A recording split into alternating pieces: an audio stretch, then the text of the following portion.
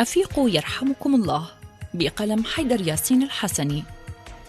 لكل بلد في العالم سياسة خاصة وخطط مستقبلية تضعها الحكومة الحاكمة، وتبدأ من خلال استخراج خيراتها إلى الأسواق العالمية وبيعها من أجل تحسين الوضع الاقتصادي للبلد. هنا نقف على اقتصاد العراق وخيراته، نجد أن الله عز وجل قد أنعم علينا بالكثير كالنفط والمعادن والزراعة والأسماك، ويشغل العراق الدرجة السابعة عالمياً للدول المصدرة للنفط.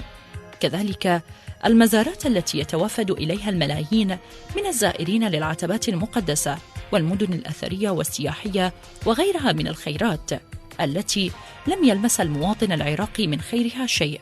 فمنذ الأزل البعيد والمواطن يعاني الفقر والجهل معا، يفتقر لمعرفة خيراته وأمواله، لا يعلم إلى أين تذهب ولحساب من.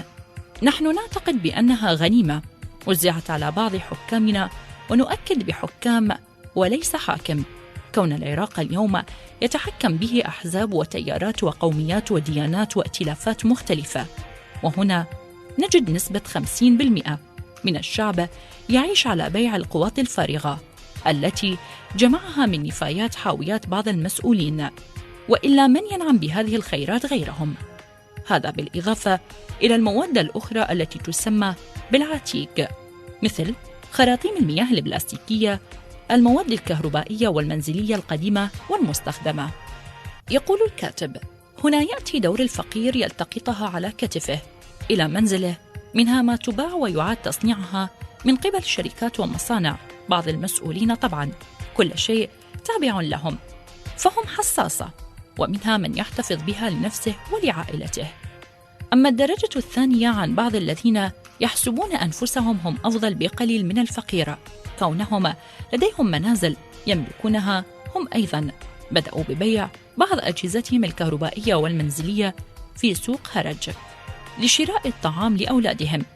وكيف لا، وأن أغلبهم ليس لديه راتبا تقاعدي ولا موظف يعينه ولا راتب رعاية اجتماعية. هنا أقف للحظة ولا أعرف هل هو يائس من السلطة أم هو إيمان مطلق بالله.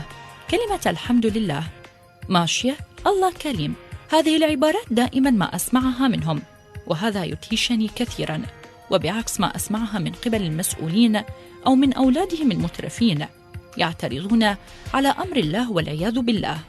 هذا هو حال الشعب الذي يتصدر المرتبة السابعة بالعالم من حيث صادرات النفط. لا أقول شيئا آخر غير يشوفك الله يا لبالي.